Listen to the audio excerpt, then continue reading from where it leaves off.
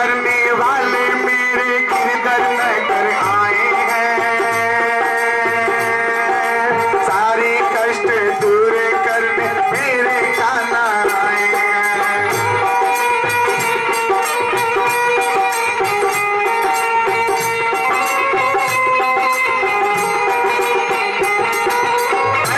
अपने मन को सजाया पति गया, कान्हा आएंगे गिरधर आएंगे।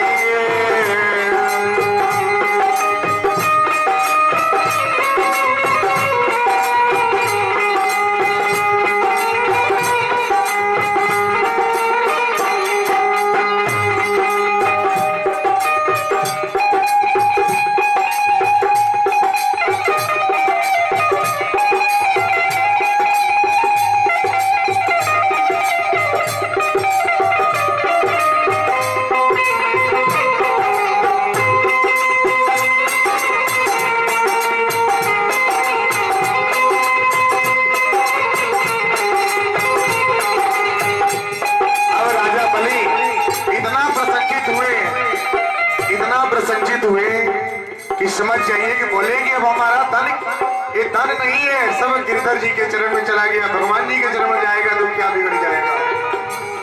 सोचिए आप अपना कीमती समय लेकर के आए हैं, 3 घंटा समय अगर भगवान जी को दे दे तो आपका क्या बिगड़ेगा मेरी मैया, क्या बिगड़ेगा। बलि वृंदावन बिहारी लाल की। राजा बलि ने दान में 3 पग में भगवान विष्णु ने उनके पूरे लोक को नाप लिए, क्योंकि उनकी अहंकार को दूर करने का था। अब वही भगवान जी श्रीमद् भागवत कथा में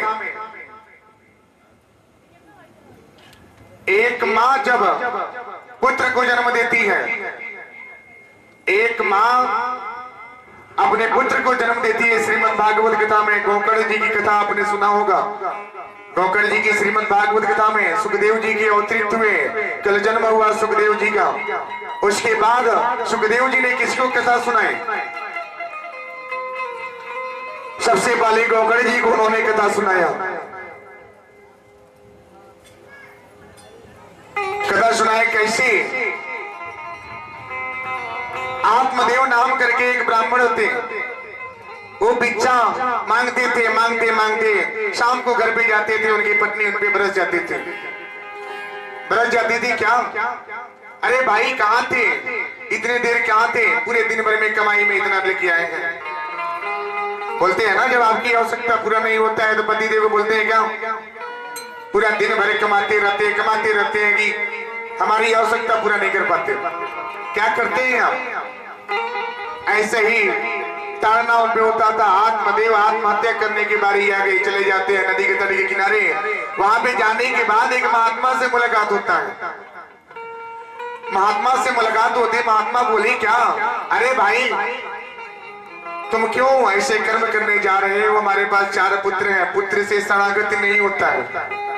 अगर आपके पास 4 पुत्र हैं तो 4 पुत्र होने से शरणागति की मार्ग नहीं होता। मार्ग बनता है कैसे? कर्म से। अपने कर्म से, जो आप कर्म करेंगे उसी से शरणागति होता है, वही शरणागति के मार्ग देता है। सोचिए कर्म ही प्रधान है। आप अपने हाथ से जब भोजन करेंगे नहीं तो मिलेगा क्या? कैसे खाएंगे? आज दूसरा खिलाएगा, कल खिलाएगा, परसों तो बोलेगा ना नहीं खिलाएंगे, हटा दो यहां से, यहां से हटाओ। अब उन्होंने बोला कि ना, जिद कर लिए कि ना मुझे संतान चाहिए, संतान की प्राप्ति करने के लिए हम आए हैं, क्योंकि मेरी पत्नी जो है धुंधली, आत्मदेव की पत्नी धुंधली होती है। धुंधली के मतलब कौन? धुंधली यानी कर्कशा।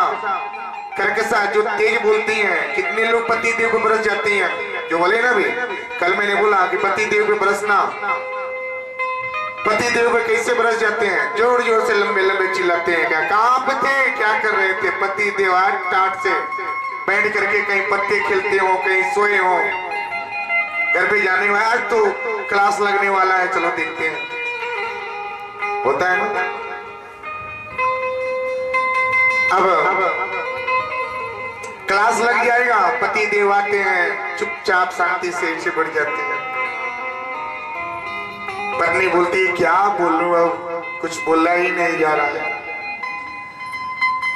जब कुछ बोलेंगे तब न तर्क वितर्क होगा, तब तर्क वितर्क होगा। क्या बोलूं मैं?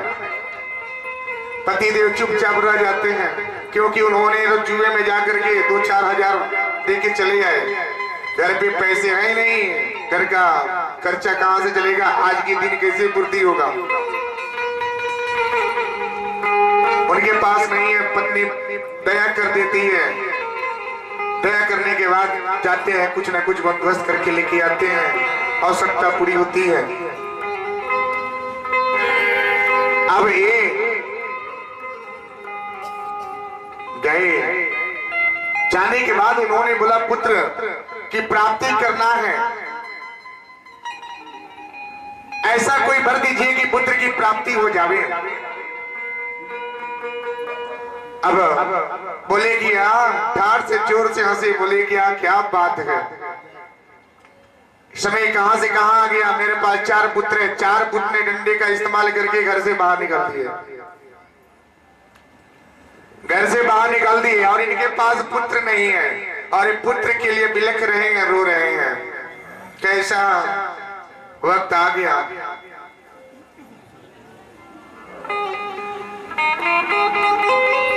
प्रभु का सुमिरन करना होगा, जीवन कृत करना होगा। प्रभु का बंधन, लंबे लंबे ताली दीजिए आप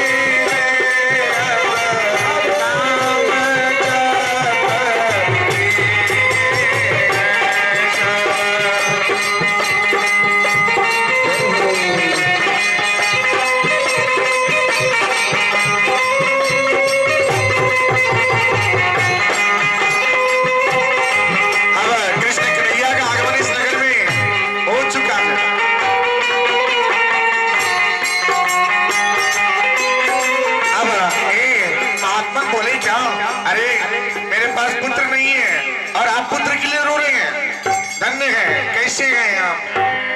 ये देखिए हमारे पास 4 पुत्र हैं, 4 पुत्र से हम वन में आकर बैठे हैं। एक माता पुत्र की कामना करती है तो कितने मंदिर में जाती है, माथा टेकती है, कितने जगहों पे विनती करती है कि मेरे को पुत्र प्राप्ति हो जाए, हमको पुत्र मिल जाए। माता पिता संजोग करते हैं, सपने देखते हैं। वही पुत्र जो बड़ा होता है, बड़ा होने के बाद माता पिता को क्या करता है, जब ताड़ देता है, दूर करता है, जब सताता है तो कितना दुख होता है मेरी मैया, कितना दर्द होता है। होने के बाद अब क्या होता है, इतने कामना करते हैं, लेके आए। इन्होंने बोला नहीं मानते हो, ठीक है, एक काम करो, ये फल लेके जाओ, ये लाके अपनी पत्नी को खिला देना। लेके गए धुंधली, धुंधली को फल दिए कि लो आज तुम्हारे लिए फल लेके आए, इस फल का सेवन कर लो। थोड़ा लंबा कथा है, ध्यान से सुनिएगा। जो अधूरा ज्ञान लेके जाएगा पछताने के सिवा दूसरा कुछ नहीं होगा, बिना तब के कुछ मिलने वाला नहीं है। थोड़ा कष्ट तो उठाइए, थोड़ा कष्ट उठाइए, कष्ट उठाएंगे तो कुछ मिलेगा।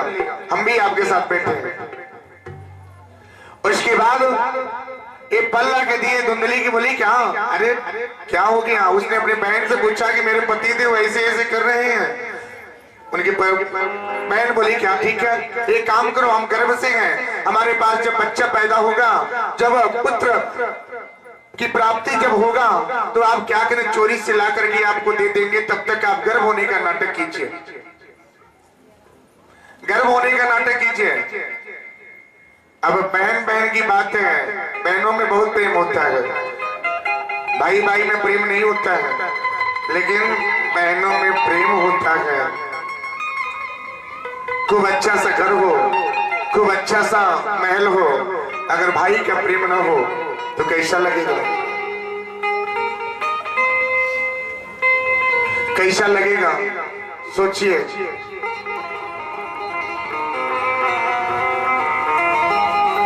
इतना जब भाई भाई में प्रेम नहीं रहता है, लेकिन बहन में प्रेम रहता है। सारी दुख उन्होंने जाहिर कर दिए। उसके बाद 9 महीने के बाद ये नाटक करके बैठी, उनको पुत्र हुआ, वो ला करके दे दिए। जो फल जब मिला था, जो संत महात्मा ने जो फल दिए थे, वो फल लाके गौकर्ण जी को खिला दिए। उसको गाय को खिलाया गया, जिसको गौकर्ण जी प्राप्ति हुए। उस गाय के गर्भ से गौकर्ण जी का जन्म होता है। और जो पुत्र वहां से आया था, जैसा आप अन्य सेवन करेंगे वैसा ही आपका मन होता है। अब सोचिए, जो पुत्र आया था वही धुंधकारी हुआ था। धुंधकारी कौन? बेचारी, जो बेईमानी करे, चोरी करे, छल करे, वो धुंधकारी है। वो धुंधकारी है जो भाई से प्रेम न हो, माता पिता से प्रेम नहीं है, जो मदिरा का सेवन करे, तामसी चीज का सेवन करे, मद्यपान करे, वही धुंधकारी है। धुंधकारी एक माँ ने दोनों को पालन पोषण कर दिए। उसके बाद क्या हुआ, जब धुंधकारी बड़े होते हैं, गौकर्ण जी बड़े हुए, फिर संत का, गौकर्ण जी ने संत का मार्ग अपनाया। गौ के समान उनका क्या था, आचरण था। धुंधकारी बेचारी था, राज दरबार में गया, एक नौकरी पेशा में लग गया। जितना धन कमाता था सब नर्तकियों के ऊपर नौचार कर देता था। नर्तकियां एक दिन सोची क्या इतना धन नौचार करता है तो राजा एक दिन पकड़ लेंगे, जान लेंगे तो हमें नौकरी से निकाल देंगे। एक काम करते हैं, इसको ही रास्ते से हटा देते हैं। सब नर्तकियों ने विचार किए। विचार करने के बाद अब क्या किए, अब खूब मदिरा पान का सेवन करा दिए और धुंधकारी को मौत की घाट उतार दिए और महल से बाहर फेंक दिया गया। फिर भी धुंधकारी की मृत्यु नहीं हुई। क्यों? जो बेचारी होते हैं, जो बुरे कर्म करते हैं, उनकी मृत्यु जल्दी नहीं आती, उनकी मृत्यु जल्दी नहीं आता। बहुत ही दुख उठाना पड़ता है तो मृत्यु की प्राप्ति होती है। और धुंधकारी को मृत्यु तभी नहीं हुआ, उसके मुंह में जलता हुआ कोयला डाला गया, तब जाके उसकी मृत्यु हुई। अब ये बात गोकर्ण जी को पता चला, राजा को पता चला। राजा ने बोले कौन है, कोई बताया गोकर्ण जी का भाई है। गोकर्ण जी आए और ले जाकर के इनको दाह संस्कार कर दिए, सत्संग के मार्ग में गए। रात्रि के समय आया, धुंधकारी प्रेत योनि में भटक रहा था।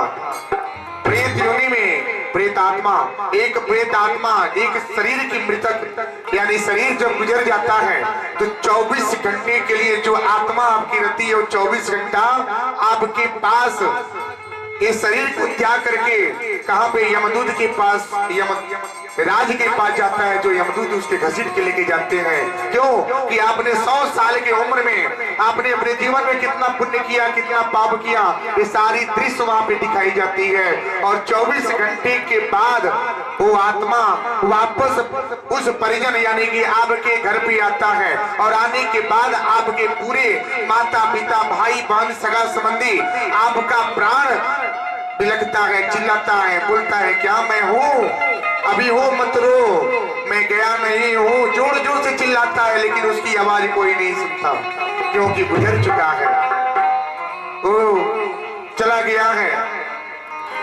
वो वापस नहीं आएगा।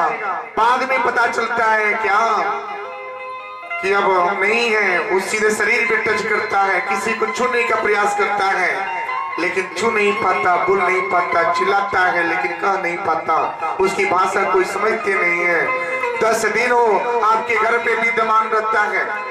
जब आपके घर पे पिंडदान होता है 10वें दिन जब पिंडदान कर लेते हैं, जब कर्मकांड 12वें दिन का हो जाता है, पिंड उसको मिल जाता है, उस आत्मा के नाम से पिंड प्रदान किया जाता है। उसी पिंड का से उसका शरीर निर्माण होता है, यानी कि गला, आंख, नाक, मुंह, जीभ, ये सिर, हाथ, पांव सब आप पिंड देते हैं ना। दादाजी पिंड आपने दिया है, पिंड जो 10 गात्र का पिंड बोला जाता है, वो पिंड सब लोगों ने शायद उम्र हो चुका है, अपने पूर्वज का पिंड सब लोगों ने प्रदान किया होगा। ये समझ लीजिए, वो पिंड जब प्रदान होता है वही पिंड से शरीर निर्माण होता है। जितना सुंदर आप पिंड बनाते हैं यानी कि जितना सुंदर वो पिंड बनाएंगे उसी हिसाब से आपका शरीर बनता है। अब सोचिए, जब शरीर का निर्माण जब पा लेता है वो आत्मा परिजन का घर परित्याग करता है। 10 दिन वो परिजन के घर पे, आपके घर पे विद्यमान रहता है। जब वो कर्मकांड हो जाता है, होने के बाद वो कहाँ यात्रा पे निकल जाता है। पूरे 1 साल के ऊपर लग जाते हैं, यानी कि समझिए कई योजन लग जाते हैं उसको यात्रा में जाने में। लाख योजन से भी ज्यादा लग जाता है उसको यात्रा करने में। वो पैदल यात्रा जाता है, आपका जो प्राण है वो पैदल यात्रा जाता है। और यात्रा जाने के बाद 1 योजन में 12 किलोमीटर, शायद लगभग 12 किलोमीटर होता है। सोचिए, यानी कि 1 लाख से ज्यादा योजन यात्रा पैदल जाना पड़ता है। आपकी आत्मा जो है पैदल यात्रा करता है। ये मदूद घसीट के लेके जाते हैं, चलो यही तुम्हारे जीवन की सजा है। चिल्लाता है, बिलखता है। और उस बैतरणी नदी, बैतरणी नदी का नाम सुने क्या? सुना देते हैं, सुन लीजिए। बैतरणी बोला जाता है इसको, बैतरणी पार कर रही है। बैतरणी क्या है? वहां पे आपके पीप, रक्त, मांस का नदी की धार बहता है। यहां से भी ऊपर जब प्रस्थान जाता है तो एक जगह है जो बैतरणी नदी, जो पीप, रक्त और मांस की नदी का धार बहता है। और वहां पे जो आप एक सूर्य, जो इस पृथ्वी पे एक सूर्य का ताप आप बर्दाश्त नहीं कर सकते, वहां पे 12 सूर्य की ताप को बर्दाश्त करना पड़ता है। वो आत्मा भागता है, चिल्लाता है, कहीं छाव नहीं मिलता, किसी जगह मिलता नहीं, बैठने के लिए नहीं मिलता, ठहरने के लिए नहीं मिलता। विवश होकर के वो आत्मा क्या करता है? उस बैतरणी नदी में जाकर के डुबकी लगाता है, उसी में गिर जाता है। और जो गौदान दिए रहते हैं, जो अच्छे कर्म किए होते हैं, जो दान दिए होते हैं, जो गौदान करके, एक गौदान देने से आपको समझिए 100 गौ की दान देने के बराबर का फल मिलता है। अब वो क्या करता है, जो अच्छा कर्म करता है उस बेहतरीन नदी नाव पे बैठ करके यमदूत लेके जाते हैं। जो बुरा कर्म करता है उसको यमदूत उसी नदी में, बेहतरीन नदी में डूबना पड़ता है। तो आप भी अच्छा कर्म कीजिए। अब एक गौकर जी अब इस संत के मार्ग पे आए, प्रेत योनि भटक रहा है। उन्होंने बोला कि मैं तो कर्मकांड कर दिए, मैंने तो कर्मकांड कर दिए। कर्मकांड क्या है? कर्मकांड एक पूजा होता है जो पितृ देवता प्रसन्न होते हैं, पितृ देवता प्रसन्न होते हैं। कर्मकांड करने से शरणागति नहीं होती, शरणागति होता है पिंडदान देने से। अब उन्होंने बोला कि आप कौन हैं? कौन बिलख रहा है? कौन चिल्ला रहा है? कौन रो रहा है? गौकर्ण जी ने ऐसे प्रश्न कर लिए। धुंधकारी बोला कि मैं आपका भाई हूं। धुंधकारी, जो हमारी शरणागति नहीं हुई है। अकाल मृत्यु कौन मरता है? जो एक चोट चमेट से मरे, गले में फांसी लगा के मरे, जहर का सेवन करके मरे, जल में डूब के मरे, आग से जल के मरे, वो क्या है? हार्ट अटैक हो गया, अकाल घटना हो गया, उसकी शरणागति नहीं हुई, प्रेत योनि में चला गया। प्रेत योनि में जाने के बाद तमाम प्रकार के कष्टों का सामना करना पड़ता है। अब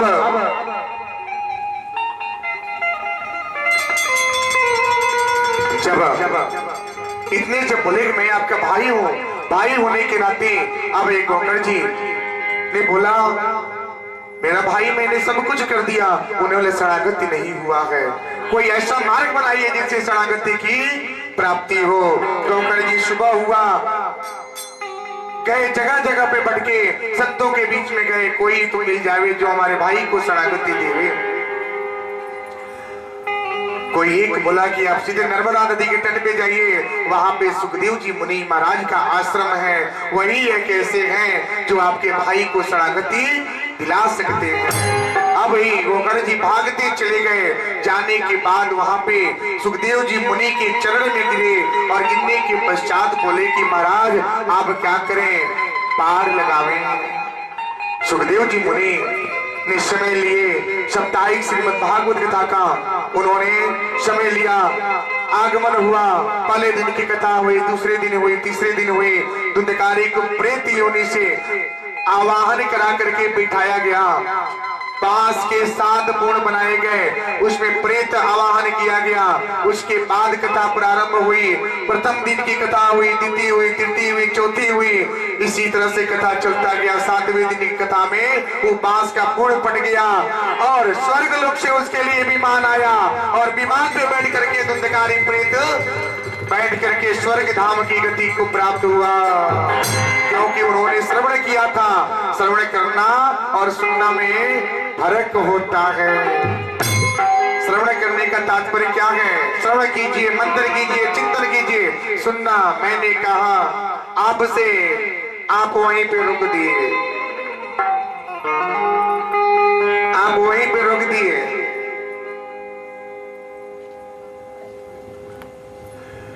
मन में बसा के कान को भूल न जाना भक्तों। मन में बसा के कान को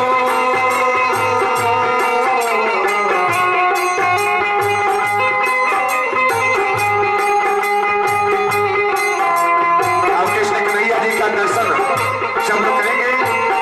10 मिनट का समय है।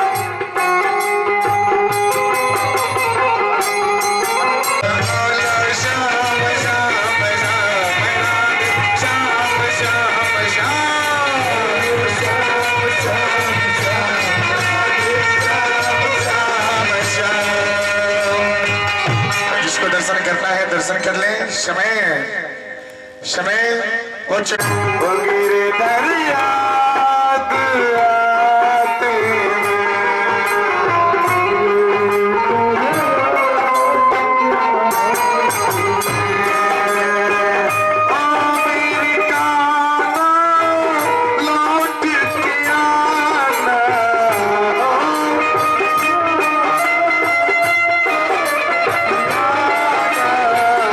याद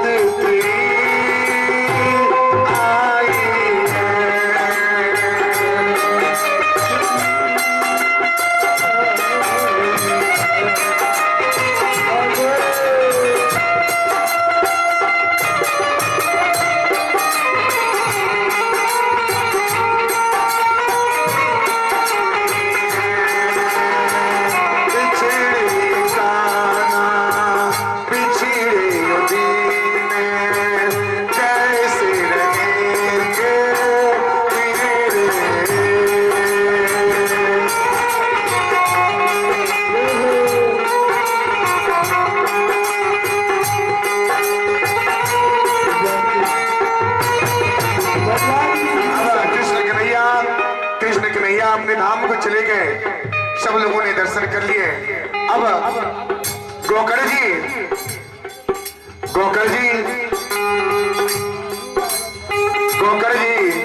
अब क्या हुआ? अब अपने इनको कथा सुना करके स्वर्ग धाम की यात्रा करा दिए, स्वर्ग धाम की यात्रा करा दिए। बोलिए वृंदावन बिहारी लाल की।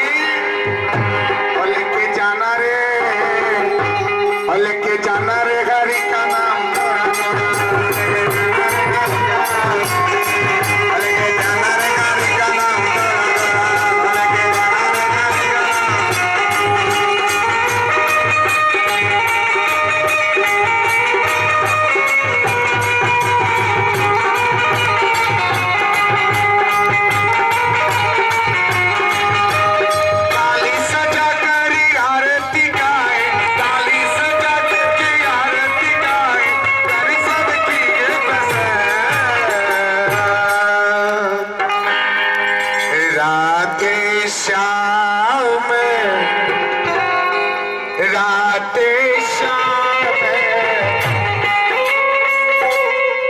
शाम की अब आरती गाओ।